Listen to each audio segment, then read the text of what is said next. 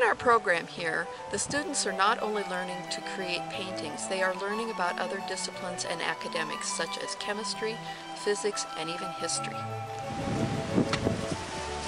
David, when we come out on location, there's 360 degrees of beautiful scenery, but the minute we turn 4 angles around the scene, we have to decide placement. We have to see what is going to be our focal point, our point of interest, and where we're going to put it. The lines that we've put down here follow the golden mean, 0.618, which has been used through history. It's a division. If this is 0.5, 0.618 is somewhere about thirds, and it is an excellent way to put a focal point, thinking about the division of space. Excellent way to divide large shapes into smaller shapes that are interesting. We're out in the field painting. We use the spectrum of light in our paintings. We go from white to yellows, oranges, reds, blues, and violets. This is atmospheric color. This is how color works. And so the physical phenomenon of light is utilized in our painting. The atmospheric color chart is used to show us how colors go back in distance. And so by using a chart like this, we can see how to make colors go distant in a painting and how to create 3 dimensions. So as an artist, you learn a lot of great words to add to your vocabulary. There's plein air, there's no-tan, there's quinacridone, there's halation, there's chiaroscuro, there's analogous. All these words add to your vocabulary, which enriches your life greatly. And maybe the coolest thing is it really helps you in Scrabble and crossword.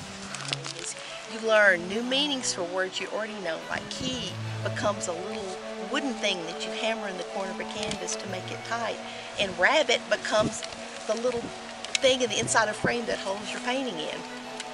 When you're working with the skeletal structure, you need to know what's underneath that to start with. It's evident in places in the head where the bone comes right next to the surface, but as it goes through, obviously, the backbone going through the stomach, the legs, they've got the muscles are laid over the outside of it. So the best thing to do is get an anatomy book on horses. Straighten and explain the artistic process to you and teach you to paint. I try to relate also how important it was in history and how important artists were in history. For instance, Thomas Moran came out here 150 years ago or so and painted the West, brought his paintings and sketches and ideas back to the East, presented them to Congress, and through his efforts, Yellowstone National Park was established. Without him, maybe not. What every artist asks when they finish their piece is, how am I going to price this for the public to sell it in order to make a living?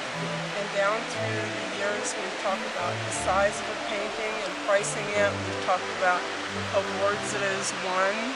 We talk about the size of a painting. And I think to be more realistic in pricing work, we have to talk about your cost of living and what that's going to cost you a year, plus the production of costs, how much it's costing you in supplies and framing in order to get a true realistic price for your painting. Art is all about science. It starts when we get the pigments from the earth and the minerals to make the paint with. We use chemistry. We force the molecular change and make the paint minerals and pigments bond with oils and polymers and gum arabic. We even have science when the paint bonds to the surface you're painting on or to the other paint.